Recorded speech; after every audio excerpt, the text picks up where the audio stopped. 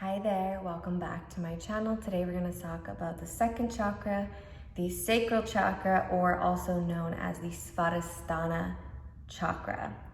It is located in our pelvic bowl, the lower abdomen, our sexual genitalia, and our low back.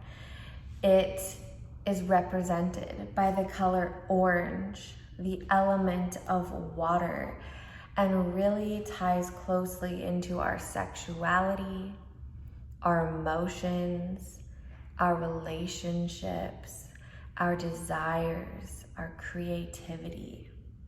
This chakra is developed from 6 months to 2 years. It is affected well beyond that, but that is when the main development is happening in this chakra. We, as children, grow up in homes where we are heavily influenced by our surroundings, our environment. How our emotions are treated by our parents, by our siblings, and how sexuality is treated by our parents, by our siblings, by the people who we come into contact with, will heavily influence the development of our second chakra. Now remember, this is where we create babies. This is where we connect on the deepest level with a partner. We literally surpass boundaries in the meaning and the act of sex by exchanging body parts and commingling our boundaries into one. And through this process, we are able to create life.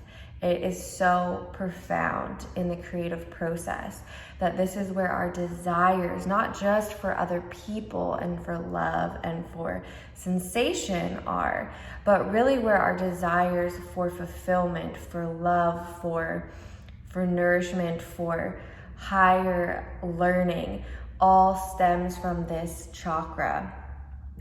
And like I said, with boundaries, we blur boundaries in this chakra through sex and relationships.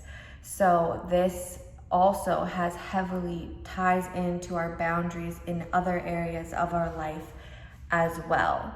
And this is why I love this book by Anna Judas, because she goes so into detail about how our childhood will affect this chakra and how our relationships will affect this chakra.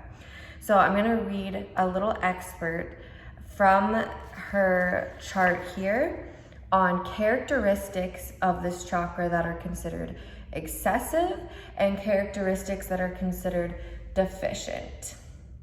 So if you have an excessive sacral chakra, if you've read or watched the other videos, think about the chakras as a bridge or a highway to enlightenment. It's a flow of energy from the base up and back down. So if you're excessive, there's a lot of energy going all over the place and it's a lot of moving parts that aren't flowing nicely. And if you're deficient, there's like a bottleneck. It's like a one-way highway. So just mention that in your mind when you're thinking about this. Excessive characteristics: overly emotional, poor boundaries, sex addiction, and obsessive attachments. Deficient characteristics: frigid, impotent, emotionally numb, fearful of pleasure. So let's think about child rearing, shall we? And our own childhood and how our emotions were treated. And then think about how your sacral chakra is displayed right now. Do you have boundaries? Are you overstimulated by sex or turned off by sex? What is your beliefs around sex? What are your beliefs around emotions? Think about this. Children are often very confused about emotions and how to healthily express them. For instance, in my own childhood, I was shamed for having emotions. So when I would hurt myself and cry. Or when my feelings were hurt and I would show emotions because I was upset and I felt hurt or betrayed or whatever. I was shamed for having those emotions. I was told, you're not actually in pain, you're fine, walk it off, there's nothing wrong, or you shouldn't be crying with that, or go to your room if you're gonna cry, you don't need to cry, blah, blah, blah. So I had a lot of shame and guilt around expressing my emotions in a healthy way. And this affected my sacral chakra as I grew up. And this affected my ability to put boundaries in place as an adult. So I had a really hard time figuring out, what was appropriate, and emotions made me uncomfortable. Like, I didn't want to hug people. I didn't want people to cry in front of me. I always felt like people were emotionally manipulating me if they were crying, and like I had a lot of distrust for genuine emotions, let's put it that way. And this all stemmed from child rearing and how emotions were expressed in my household. And the same goes for sexuality. Think about how sex was expressed, talked about, or thought about in your home. Were you like really rigid in your sexual beliefs in your household? Like no showing skin, no touching, no movies that have any sort of skin showing, like sex is bad, you should be ashamed if you want sex, blah, blah, blah. Or was it the opposite? It could be in between, hopefully it was in between. Or is it the opposite, where it was an over-sexualized household where there might have been sexual abuse, sexual trauma, or, like a lot of sexualization on TV, maybe your sister or mother or brother or somebody expressing a lot of sexuality all the time. Not that that's bad, but just think about, how is it expressed? Were you able to be open about it? Was it something that was talked about? And how do you feel about it today? How do you walk into a relationship with a person? How do you relate to other people? Do you feel comfortable in your own skin? Do you feel comfortable with your sexuality and how you express yourself as a human being? These are all questions to ask when thinking about if you need work on this specific chakra.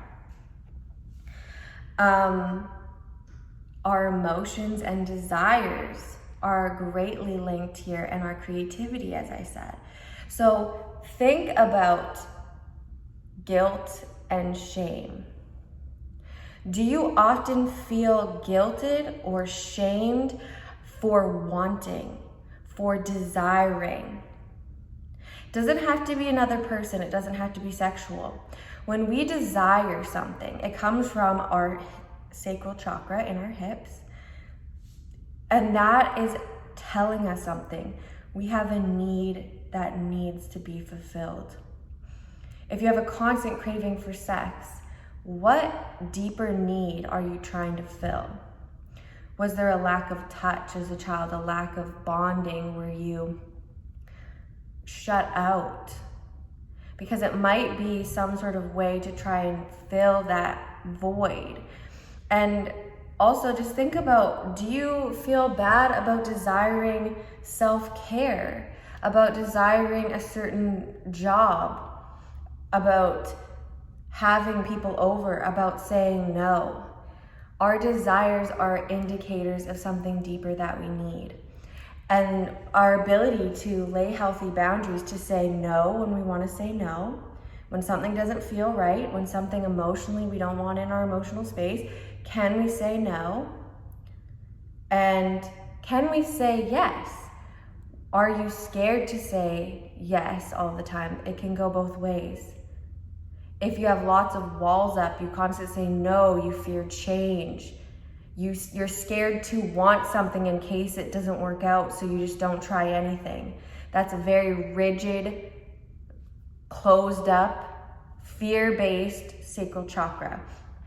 Whereas if you're open and excessive, you might want all sorts of things and try everything and not have the grounding and the boundaries to make it happen. You have to say no to certain things to be able to say yes to other things. So what are you saying yes to? What are you saying no to? And are they in alignment with your desires? Think of that. So I hope this helps. I hope you have a further and deeper understanding of the sacral chakra.